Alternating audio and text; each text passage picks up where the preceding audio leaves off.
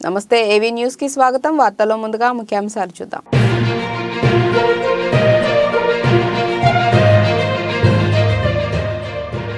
అమెరికాలో మరోసారి కాల్పుల మోత, 8 మంది మృతి.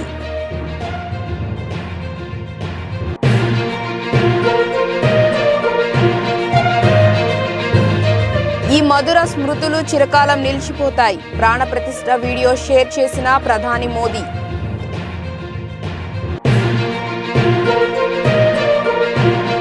అంగన్వాడీలతో ఏపీ ప్రభుత్వం చర్చలు సఫలం, సమ్మె విరమణ. నేటి నుంచి విధుల్లోకి వివరాలు వెల్లడించిన మంత్రి బొత్స.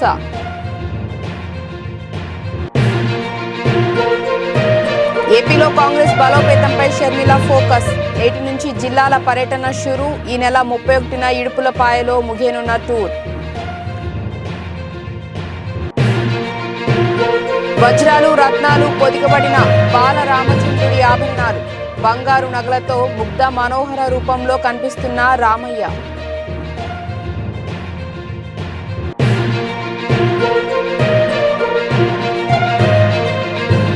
ధరణి పోర్టల్ ప్రారంభం నుంచి అనేక లోపాలు, కమిటీ కీలక వ్యాఖ్యలు.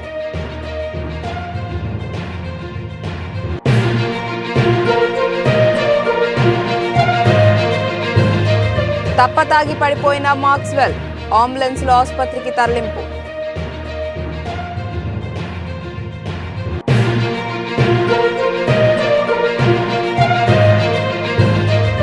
Rajamouli Mahesh cinema music sittings మొదలు. ఆసక్తికర విషయాలు చెప్పిన విజేంద్ర ప్రసాద్.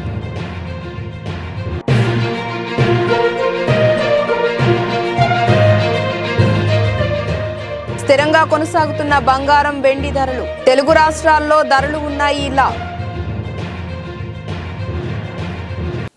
అమెరికాలో మరోసారి తుపాకీ మూతతో దద్దరిల్లింది. చికాగోలోని జోలియట్ పట్టణంలో ఓ దుండగుడు జరిపిన కాల్పుల్లో 8 మంది మరణించారు. ఆది సోమవారాల్లో 2 వేర్వేరు ఇళ్లలో సాయుధుడు కాల్పులకు తెగబడ్డాడని అధికారులు తెలిపారు. నిందితుడిని రోమియో నాన్స్ గా గుర్తించామని అన్నారు. మరణించిన వారితో అతడికి ముందే పరిచయం ఉన్నట్లు అనుమానం వ్యక్తం చేస్తున్నారు. మృతుల్లో ఒకరిని ఆదివారం చంపినట్లు, మిగిలిన 7గురిని సోమవారం హత్య చేసినట్లు నిర్ధారించారు. నిందితుడు ఎరుపు రంగు టయోటా కారులో తప్పించుకు తిరుగుతున్నట్లు పోలీసులు తెలిపారు. అతడి గురించి ఎవరి దగ్గరైనా సమాచారం ఉంటే వెంటనే తెలియచేయాలని విజ్ఞప్తి చేశారు.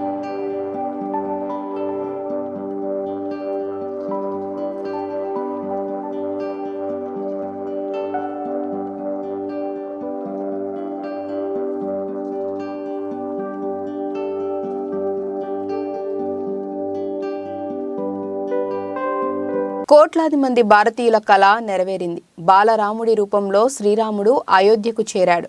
ఆ దివ్య రూపాన్ని చూసిన కోట్లాది మంది భక్తులు జై శ్రీరామ్ అంటూ తన్మయత్వంతో పులకించిపోయారు. సోమవారం పండితులు నిర్ణయించిన దివ్య ముహూర్తాన బాలరాముడు ప్రాణ ప్రతిష్ఠ అంగరంగ వైభవంగా జరిగింది. ఈ కార్యక్రమానికి సంబంధించిన వీడియోని ప్రధాని మోదీ మంగళవారం ట్విట్టర్ వేదికగా షేర్ చేశారు. జనవరి 22వ తేదీన అయోధ్యలో మనం ఏం చేశామో ఆ మధుర స్మృతులు చిరకాలం నిలిచిపోతాయి అంటూ వీడియోకు క్యాప్షన్ ఇచ్చారు. ప్రస్తుతం ఈ వీడియో విశేషంగా ఆకట్టుకుంటోంది.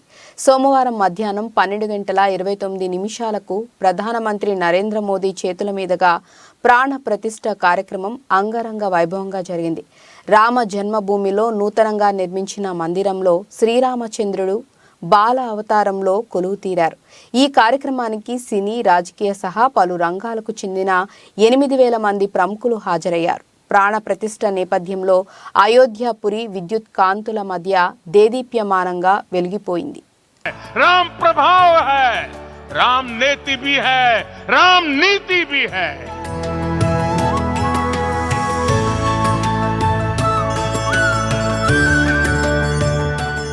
ये भव्य राम मंदिर साक्षी बनेगा भारत के उत्कर्ष का, भारत के उदय का. ये भव्य राम मंदिर साक्षी बनेगा भव्य भारत के अभ्युदय का, विकसित भारत का.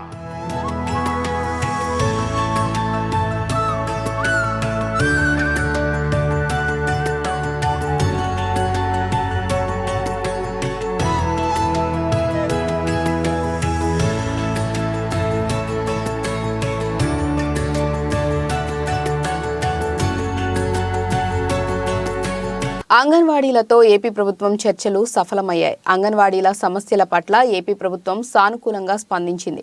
సోమవారం రాత్రి అంగన్వాడీ యూనియన్ నాయకులతో రాష్ట్ర విద్యాశాఖ మంత్రి బొత్స సత్యనారాయణ, రాష్ట్ర ప్రభుత్వ సలహాదారు సజ్జల రామకృష్ణారెడ్డి చర్చించారు. 2 దఫాలుగా అంగన్వాడీలతో చర్చలు జరపగా చివరికి ఫలించాయని మంత్రి బొత్స మీడియా సమావేశంలో తెలిపారు. ఈ చర్చల్లో అంగన్వాడీలు ప్రభుత్వం ముందు ఉంచిన 11 డిమాండ్లలో 10 నెరవేర్చేందుకు ప్రభుత్వం తరపున అంగీకారం తెలిపింది. జీతాల పెంపును జూన్ నుంచి అమలు చేస్తామని హామీ ఇవ్వడంతో అంగన్వాడీలు అంగీకరించారు. దీంతో ప్రభుత్వం అంగన్వాడీల మధ్య చర్చలు సఫలమయ్యాయి. మంగళవారం నుంచి అంగన్వాడీలు విధుల్లోకి చేరనున్నారు. సమ్మె విరమిస్తున్నట్లు, మంగళవారం నుంచి విధుల్లో హాజరవుతున్నట్లు ఏపీ అంగన్వాడీ ప్రధాన కార్యదర్శి సబ్బరావమ్మ చెప్పారు. ఈ సందర్భంగా ఆమె మాట్లాడుతూ చర్చలు సానుకూల వాతావరణంలో జరిగాయని, సమ్మెను విరమిస్తున్నట్లు చెప్పారు. మంగళవారం నుంచి విధుల్లో హాజరవుతామని అన్నారు. జీతాల పెంపుపై నిర్దిష్ట నిర్ణయం జూలైలో చేస్తామని చెప్పారని, మాకు జీతాల పెంపు ఎంత అనేది కూడా రాతపూర్వకంగా ఇస్తామని చెప్పారని సుబ్బరావమ్మ తెలిపారు. రిటైర్మెంట్ బెనిఫిట్ను పెంచుతామని హామీ ఇచ్చారని, మా డిమాండ్లు నెరవేర్చడానికి ప్రభుత్వం సానుకూలంగా స్పందించిందని అన్నారు. అంగన్వాడీలకు వైఎస్ఆర్ బీమా ఇస్తామని, రిటైర్మెంట్ వయసు 62 సంవత్సరాలకు పెంచుతామని ప్రభుత్వం హామీ ఇచ్చినట్లు సుబ్బరావమ్మ అన్నారు.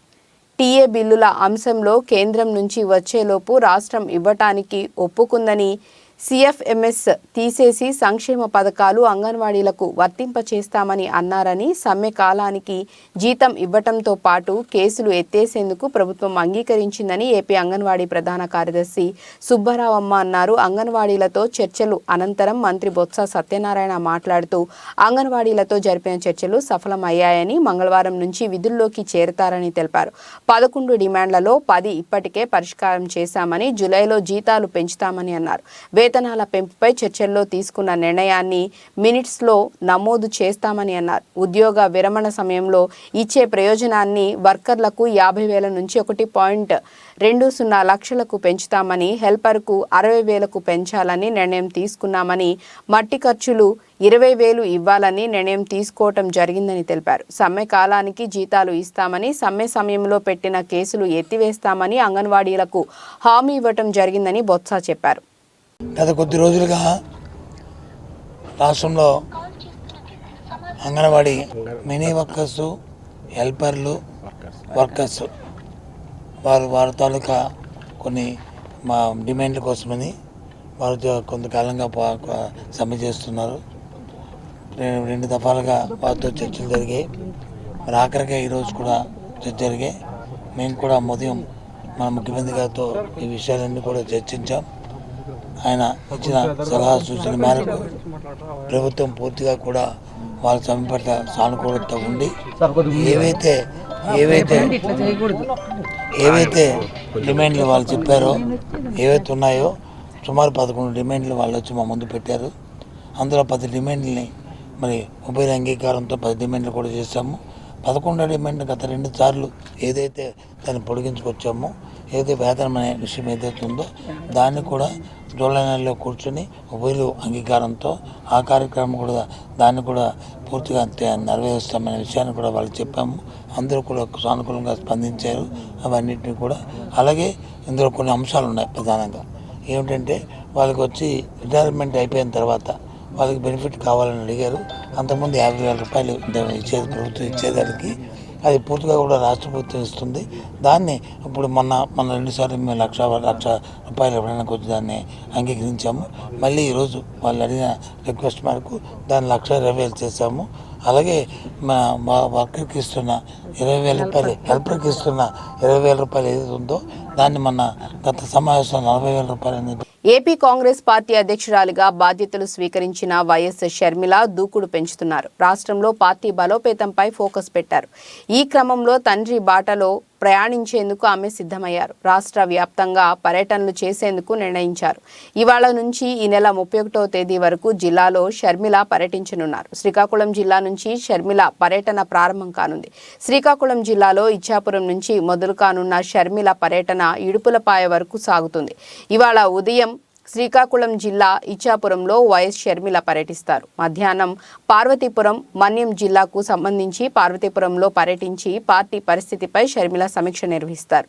రాత్రి విజయనగరంలో పర్యటించి ఆ జిల్లాపై షర్మిల సమీక్ష చేయనున్నారు.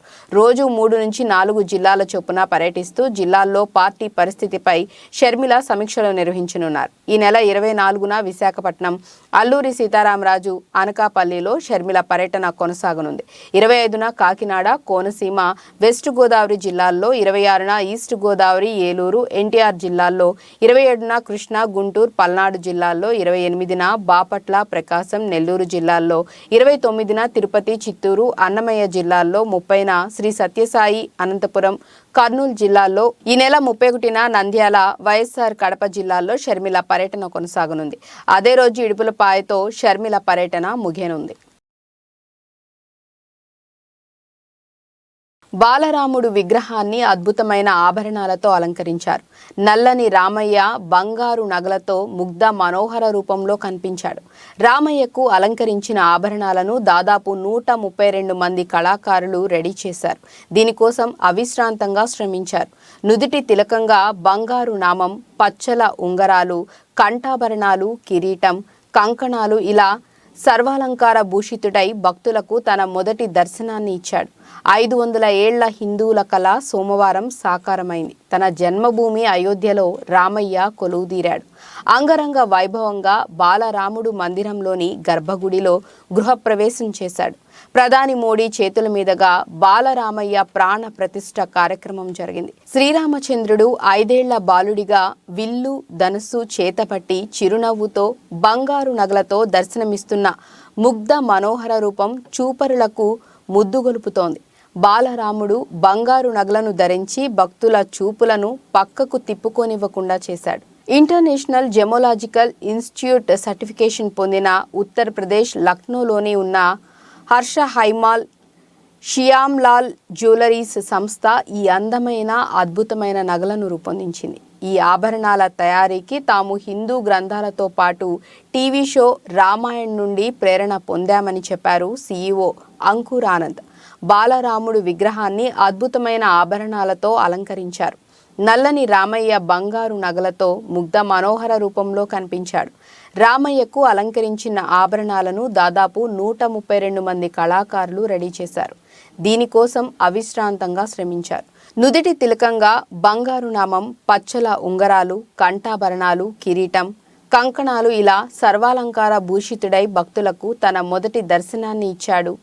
బాలరామయ్యకు అలంకరించిన ఈ నగలలో 18,567 వజ్రాలు, 2,984 కెంపులు, 615 పచ్చలు, 439 అన్కట్ వజ్రాలు ఉన్నాయి.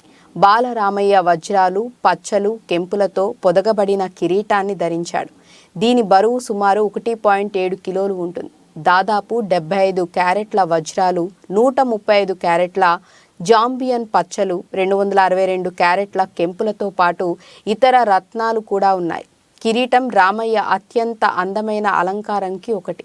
మధ్యలో శ్రీరామ్ లల్లా వంశాన్ని సూచించే సూర్యవంశ లోగో, రాచరికానికి సంకేతమైన మన జాతీయ పక్షి అయిన నెమలి కూడా ఉన్నాయి. పచ్చ జ్ఞానాన్ని సూచిస్తుంది. కెంపులు సూర్యరాళ్ళు, వజ్రాలు స్వచ్ఛత, నిజాయితీని సూచిస్తాయి అని ఆనంద్ వివరించారు. తిలకం ఆధ్యాత్మికతకు, భక్తులను రక్షించే రక్షిత చిహ్నంగా నుదుట తిలకాన్ని భావిస్తారు. ఇది సుమారు 16 గ్రాముల బంగారంతో తయారు చేశారు. 3 క్యారెట్ల సహజ వజ్రం, దాని చుట్టూ దాదాపు 10 క్యారెట్లు ఉండే చిన్న వజ్రాలు, బర్మిస్ కెంపులున్నాయి. ఉదయం మొదటి సూర్యకిరణం ఈ తిలకంపై పడే విధంగా రత్నాలను వినియోగించినట్లు ఆనంద్ చెప్పారు. చేతికి ఉంగరం, రామచంద్రుడు కుడి చేతికి ధరించిన ఉంగరం 65 గ్రాములు ఉంటుంది. దీనిలో 4 క్యారెట్ల వజ్రాలు, 33 క్యారెట్ల పచ్చలు ఉంటాయి. ఇక ఎడమ చేతి కోసం 26 గ్రాముల రూబీ రింగ్లో వజ్రాలు, కెంపులు ఉన్నాయి. బంగారంతో చేసిన గుండ్రని నెక్లెస్ 500 గ్రాముల బరువు ఉంటుంది. 50 క్యారెట్ల వజ్రాలు, 150 క్యారెట్ల కెంపులు, 380 క్యారెట్ల పచ్చలు పొదిగారు. నడుముపట్టి బాలరామయ్య నడుముపట్టి సుమారు 750 గ్రాముల బరువైన బంగారంతో తయారు చేశారు. ఈ పట్టీలో 70 క్యారెట్ల వజ్రాలు, 850 క్యారెట్ల కెంపులు, పచ్చలను పొదిగారు. చేతి కడియాలను 850 గ్రాముల బంగారంతో తయారు చేశారు. 100 క్యారెట్ల వజ్రాలు, 320 క్యారెట్ల కెంపులు, పచ్చలను ఈ కంకణాల్లో పొదిగారు. అంతేకాదు ఒక్కో కడియం బరువు 400 గ్రాములకు పైగానే ఉంటుంది.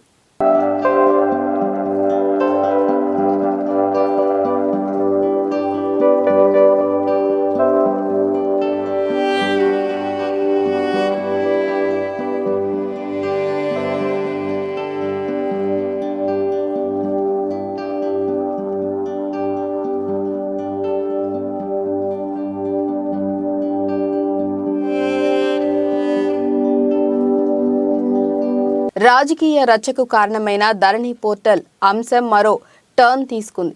పోర్టల్ డిజైన్ చేసిన ప్రైవేట్ కంపెనీ సహకరించకపోవడంతో తీవ్ర అసంతృప్తిని వ్యక్తం చేస్తోంది ధరణి కమిటీ. ఫాల్కన్ కంపెనీ విషయాన్ని సీఎం దృష్టికి తీసుకువెళ్తారా లేక వాట్ నెక్స్ట్ అన్నది సస్పెన్స్గా మారింది. ధరణి పోర్టల్ డిజైన్ చేసిన ప్రైవేట్ కంపెనీ కమిటీకి సహకరించట్లేదా? సమస్యలపై అధ్యయనానికి పిలిచినా ప్రైవేట్ కంపెనీ స్పందించలేదా అంటే అవుననే సమాధానం వినిపిస్తోంది. ఇన్నాళ్లు కాంగ్రెస్ బీఆర్ఎస్ మధ్య రాజకీయ రచ్చకు కారణమైన ధరణి పోర్టల్ అంశం ఇప్పుడు మరో టర్న్ తీసుకుంది. ధరణి పోర్టల్ స్థానంలో భూమాతను తీసుకొస్తామని ఎన్నికల సమయంలోనే హామీ ఇచ్చింది కాంగ్రెస్ పార్టీ. అధికారంలోకి రాగానే ధరణిపై స్పెషల్ ఫోకస్ పెట్టిన సీఎం రేవంత్ రెడ్డి ప్రత్యేకంగా కమిటీని కూడా ఏర్పాటు చేశారు. ఇప్పటి వరకు 3 సార్లు సమావేశమై వివిధ అంశాలపై చర్చించింది కమిటీ. అయితే గత బీఆర్ఎస్ ప్రభుత్వం ధరణి డిజైన్, రికార్డ్స్, డిజిటలైజేషన్ బాధ్యతను విదేశీ కంపెనీకి అప్పగించింది. దీంతో తెలంగాణ ప్రభుత్వం ఏర్పాటు చేసిన కమిటీ ఫాల్కన్ కంపెనీ ప్రతినిధులను ధరణి సమస్యలపై అధ్యయనానికి పిలిచింది. కానీ ఆ కంపెనీ స్పందించట్లేదు. 3 సార్లు సమాచారం ఇచ్చినా ఇంతవరకు నో రెస్పాన్స్. ఫాల్కన్ కంపెనీపై తీవ్ర అసంతృప్తితో ఉన్న ధరణి కమిటీ ఎలాంటి నిర్ణయం తీసుకుంటుందోనన్న ఉత్కంఠ నెలకొంది. మరోవైపు ధరణి కమిటీ సమావేశం తర్వాత కీలక వ్యాఖ్యలు చేశారు ఆ కమిటీ సభ్యుడు కోదండరెడ్డి. పోర్టల్ డిజైన్ చేసిన విదేశీ కంపెనీ దగ్గరే రైతుల వివరాలన్నీ ఉన్నాయన్నారు. గత ప్రభుత్వం విదేశీ కంపెనీకి డిజిటలైజేషన్ను అప్పగించి పొరపాటు చేసిందన్నారు. 3 సార్లు పిలిచిన ఫాల్కన్ కంపెనీ ప్రతినిధులు రాకపోవడంతో కమిటీ సభ్యులకు మరిన్ని అనుమానాలు వస్తున్నాయి.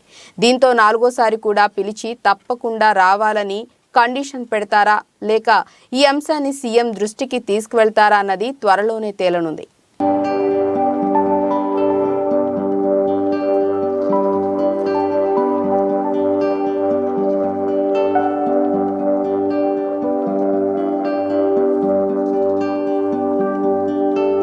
విశాఖ నగరంలోని జీవీఎంసీ గాంధీ విగ్రహం వద్ద కాంగ్రెస్ పార్టీ చేపట్టిన నిరసన దీక్షలో AP PCC chief YS Sharmila పాల్గొన్నారు. ఈ నిరసన దీక్షలో రాష్ట్ర వ్యవహారాల ఇన్ఛార్జ్ మాణిక్కం ఠాగూర్, కాంగ్రెస్ నేతలు కేవీపీ, గిడుగు రుద్రరాజు, రఘువీరారెడ్డి పాల్గొన్నారు. వైఎస్ షర్మిల మాట్లాడుతూ రాహుల్ గాంధీపై అసోంలో దాడికి ప్రయత్నించినందుకు నిరసనగా దీక్ష చేపట్టినట్లు తెలిపారు. అసోం ఘటనపై రాహుల్ గాంధీకి ప్రధాని మోదీ క్షమాపణలు చెప్పాలని వైఎస్ షర్మిల డిమాండ్ చేశారు.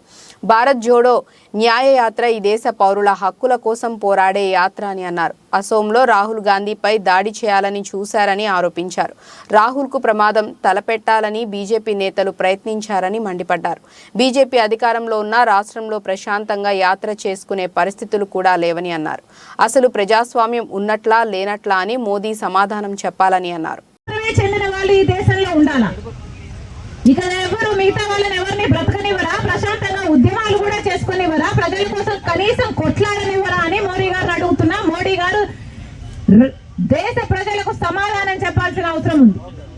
ఈ రోజు రాహుల్ గాంధీ గారు అస్సాంలోనే ఒక గుడికి వెళ్ళాలనుకుంటే ఆ గుడికి కూడా రాహుల్ గాంధీకి వెళ్ళకూడదు, అనుమతి లేదు అని అనుమతి నిరాకరించారు. బీజేపీ ప్రభుత్వము అస్సాంలో ఉంది, ఆ ప్రభుత్వం అనుమతిని నిరాకరించారు. ఎందుకు నిరాకరించారయ్యా అని అడిగితే, ఎక్కడో అయోధ్యలో రామ్ మందిర్ ఏర్పాట్లు జరుగుతున్నాయి, ఆ కార్యక్రమం అక్కడ జరుగుతున్న సమయంలో ఇక్కడ అస్సాంలో రాహుల్ గాంధీ గారు గుడికి వెళ్ళకూడదట. ఇది ఎక్కడ న్యాయం అని అడుగుతున్నాం. అంటే గుడికి వెళ్ళడానికి కూడా మోడీ గారి పర్మిషన్ కావాలా? గుడికి వెళ్ళడానికి కూడా బీజేపీ పర్మిషన్ కావాలా? గుడికి వెళ్ళడానికి కూడా బీజేపీ కార్యకర్త, బీజేపీ నాయకుడు, లేకపోతే ఆర్ఎస్ఎస్ లేకపోతే విహెచ్ఓ వీళ్ళ ఈ సభ్యులే అయి ఉండాలా? సామాన్య ప్రజలకు కనీసం గుడికి వెళ్లే హక్కు లేదా అన్నాడు. అయోధ్యను కేంద్రంలోని బీజేపీ ప్రభుత్వం రాజకీయ ప్రయోజనాల కోసం వాడుకోవటం సబబు కాదు అని కాంగ్రెస్ సీనియర్ నాయకుడు మాజీ మంత్రి చింతామోహన్ పేర్కొన్నారు. ఆయన మంగళవారం డాబా గార్డెన్స్ లో గల విజేఎఫ్ ప్రెస్ క్లబ్లో నిర్వహించిన మీడియా సమావేశంలో మాట్లాడారు. దేశంలో పేదరికం, ధరల పెంపు, నిరుద్యోగం వంటి సమస్యలు విలయతాండవం చేస్తున్న నేపథ్యంలో బీజేపీ అయోధ్యను ఉపయోగించుకొని రాజకీయాలు చేస్తుందని మండిపడ్డారు. ఏటా 2 కోట్ల ఉద్యోగాలు ఇస్తామని చెప్పారు. బ్లాక్ మనీ నుంచి ప్రతి కుటుంబానికి 15 లక్షలు ఇస్తామని అన్నారు. 15 రూపాయలు కూడా ఇవ్వలేదు. రాహుల్ గాంధీ పాదయాత్రను అస్సాంలో అడ్డుకోవటం దురదృష్టకరం. రాష్ట్రంలో అంగన్వాడీ సిబ్బందిపై దమనకాండ అమానుషం. ఏపీ రాజకీయాల్లో ఒక్కసారిగా పెను మార్పులు వచ్చాయి. పేద ప్రజల్లో పరివర్తన కనిపిస్తుంది. ప్రజలకు నవరత్నాలు కూడా ఇవ్వటం లేదు. ఏపీలో అభివృద్ధి ఆగిపోయింది. గత 10 ఏళ్లలో టీడీపీ, వైసీపీ ప్రభుత్వాలు పక్కా ఇళ్లు ఇవ్వలేదు. బీటెక్ చదివిన యువకులకు మద్యం దుకాణాల్లో పనిచేస్తున్నారు. ఎస్సీ ఎస్టీ కార్పొరేషన్ రుణాలు ఇవ్వటం లేదు అని విమర్శించారు. ఏపీలో అంటరానితనం ఇంకా మాసిపోలేదు. రాష్ట్రంలో క్రైస్తవుల పరిస్థితి అధ్వానంగా తయారైంది. ఉద్యోగులు, ఉపాధ్యాయులు, జాతీయ పార్టీ కాంగ్రెస్ వైపు ప్రజలు మొగ్గు చూపటం సంతోషంగా ఉందని పేర్కొన్నారు. వాడుతున్నాను పేద ప్రజల్లో ఆంధ్రప్రదేశ్ రాష్ట్రంలో పరివర్తన కనిపిస్తా ఉంది. పరివర్తన ఎందుకు? వాళ్ళు వాపోతున్నారు. మా ప్రభుత్వాన్ని పోగొట్టుకున్నాం, మా కాళ్ళు మేము నరుక్కున్నాం, నష్టపోయాం. 2 సార్లు కాంగ్రెస్ పార్టీని ఓడగొట్టాం. ఈరోజు మా జీవితాలలో నష్టపోయామని చాలా వాపోతున్నారు పేదవాళ్ళు. నేను కళ్ళల్లో కళ్ళు పెట్టి కనీసం 1,00,000 మంది అనేక ప్రాంతాల్లో చూశాను. వాళ్ళల్లో కన్నీళ్లతో ఆవేదన బయట పెడుతున్నారు వాళ్ళు. నేను అడిగాను, ఏమి మీకు నవరత్నాలు వస్తున్నాయి కదా అని అంటే వాళ్ళు జవాబు ఇస్తున్నారు. ఒకప్పుడు ఇవ్వనటువంటి జవాబు ఈరోజు స్పష్టంగా వస్తూ ఉంది. అదేం కూడిస్తుందా గుడ్డిస్తుందా?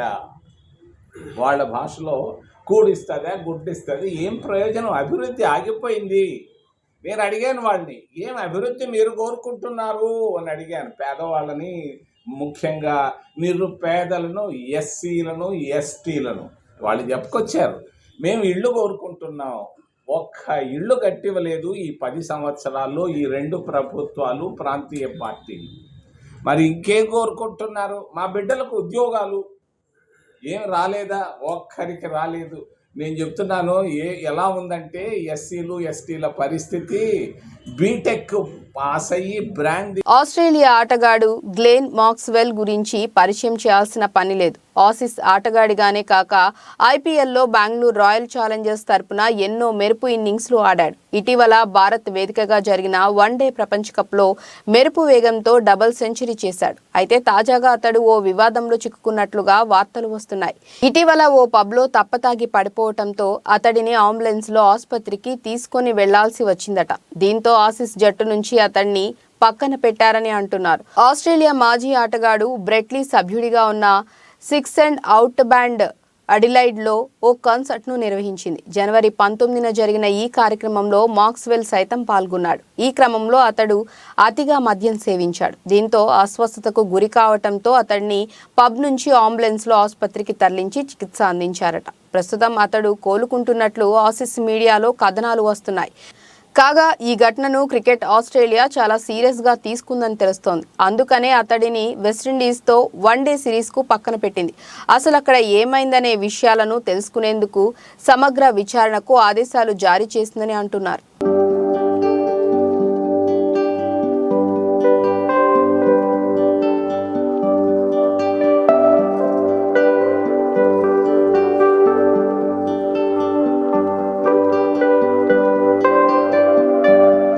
ట్రిపుల్ ఆర్ తర్వాత రాజమౌళి నెక్స్ట్ సినిమా మహేష్ బాబుతో అని అనౌన్స్ చేసిన సంగతి తెలిసిందే. దీంతో మహేష్ అభిమానులు తమ హీరో మొదటి పాన్ ఇండియా సినిమాని రాజమౌళి డైరెక్షన్ అని ఎంతో సంతోషిస్తున్నారు. ఈ సినిమా ఎప్పుడెప్పుడు మొదలవుతుందా అని ఎదురు చూస్తున్నారు. SSMB 29 సినిమా గురించి ఎలాంటి అధికారిక ప్రకటనలు రాకపోయినా రోజు ఏదో ఒక వార్త వైరల్ అవుతూనే ఉంది. గతంలోనే Mahesh Rajamouli cinema Indiana Jones తరహాలో ఉంటుందని, ప్రపంచ దేశాలు చుట్టే సాహస యాత్రలా ఉంటుందని ఓ సందర్భంలో రాజమౌళి చెప్పారు. రాజమౌళి తండ్రి విజేంద్ర ప్రసాద్ ఈ సినిమా కథ రాస్తున్న సంగతి తెలిసిందే. ఇటీవల ఈ సినిమా కథ పూర్తయింది అని విజేంద్ర ప్రసాద్ చెప్పారు. తాజాగా ఇచ్చిన ఓ ఇంటర్వ్యూలో మరిన్ని ఆసక్తికర విషయాలు తెలిపారు. ఆల్రెడీ మ్యూజిక్ సిట్టింగ్స్ కూడా మొదలయ్యాయని, కీరవాణి అదే పనిలో ఉన్నాడని, దానిపై వర్క్ జరుగుతుందని చెప్పాడు. మ్యూజిక్ వర్క్స్ మొదలైంది అంటే సినిమా ఆల్మోస్ట్ మొదలైపోయినట్లే అని మహేష్ అభిమానులు ఆనందం వ్యక్తం చేస్తున్నారు. మహేష్ ఇటీవల జర్మనీకి వెళ్తుండడంతో ఈ సినిమా వర్క్ కోసమే జర్మనీ వెళ్తున్నాడని రూమర్స్ కూడా వచ్చాయి. ఈ సినిమాని ఎప్పుడెప్పుడు అధికారికంగా ప్రకటించి షూట్ మొదలు పెడతారా అని మహేష్ అభిమానులు ఆతృతగా ఎదురు చూస్తున్నారు.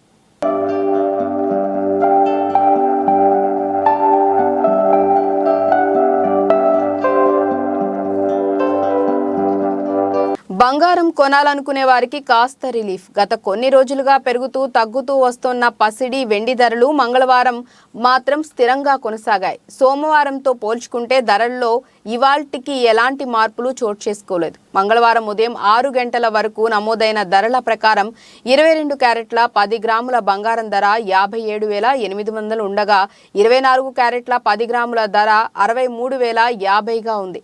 ఇక వెండి కిలో ధర 75,500గా కొనసాగుతోంది. మరి తెలుగు రాష్ట్రాలతో పాటు దేశంలోని ప్రధాన నగరాల్లో మంగళవారం బంగారం, వెండి ధరలు ఎలా ఉన్నాయో చూడండి. హైదరాబాద్లో 22 క్యారెట్ హైదరాబాద్లో 22 క్యారెట్ల 10 గ్రాముల బంగారం ధర 57,800 ఉండగా 24 క్యారెట్ల పసిడి ధర 63,050గా ఉంది. విజయవాడ, విశాఖపట్నంలో 22 క్యారెట్ల 10 గ్రాముల బంగారం ధర 57,800, 24 క్యారెట్ల ధర 63,050లుగా కొనసాగుతున్నాయి. దేశ రాజధాని ఢిల్లీలో 22 క్యారెట్ల 10 గ్రాముల బంగారం ధర 57,950 ఉండగా 24 క్యారెట్ల ధర 63,200గా ఉంది. ముంబైలో 22 క్యారెట్ల బంగారం ధర 57,800, 24 క్యారెట్ల ధర 63,050. కోల్కతాలో 22 క్యారెట్ల ధర 57,800, 24 క్యారెట్ల ధర 63,050. చెన్నైలో 22 క్యారెట్ల ధర 58,300, 24 క్యారెట్ల ధర 63,600. బెంగళూరులో 22 క్యారెట్ల బంగారం ధర 57,800, 24 క్యారెట్ల ధర 63,050. కేరళలో 22 క్యారెట్ల ధర 57,800, 24 క్యారెట్ల ధర 63,050గా ట్రేడ్ అవుతోంది.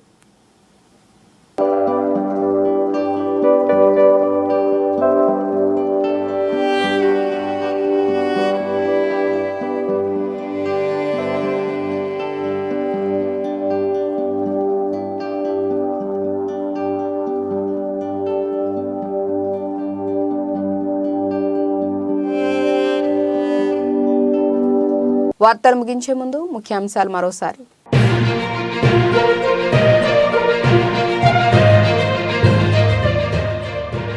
అమెరికాలో మరోసారి కాల్పుల మోత, 8 మంది మృతి.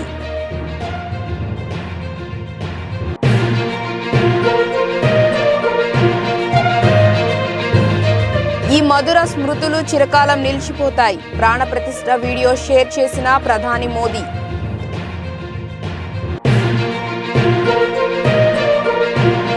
అంగన్వాడీలతో ఏపీ ప్రభుత్వం చర్చలు సఫలం, సమ్మె విరమణ. నేటి నుంచి విధుల్లోకి వివరాలు వెల్లడించిన మంత్రి బొత్స.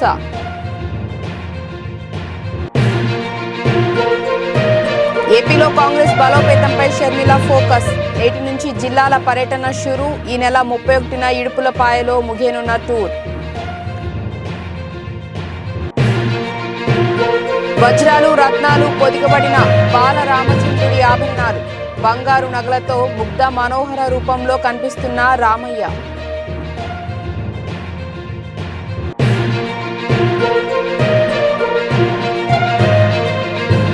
ధరణి పోర్టల్ ప్రారంభం నుంచి అనేక లోపాలు, కమిటీ కీలక వ్యాఖ్యలు.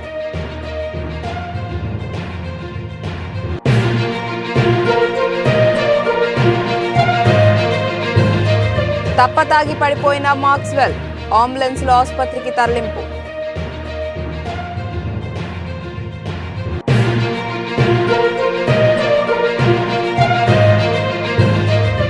Rajamouli Mahesh cinema music sittings మొదలు.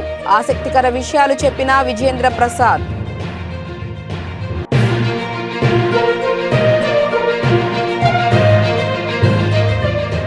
స్థిరంగా కొనసాగుతున్న బంగారం, వెండి ధరలు. తెలుగు రాష్ట్రాల్లో ధరలు ఉన్నాయి ఇలా. ఇక ఇవి ఇప్పటివరకు ఉన్న అప్డేట్స్. నమస్కారం.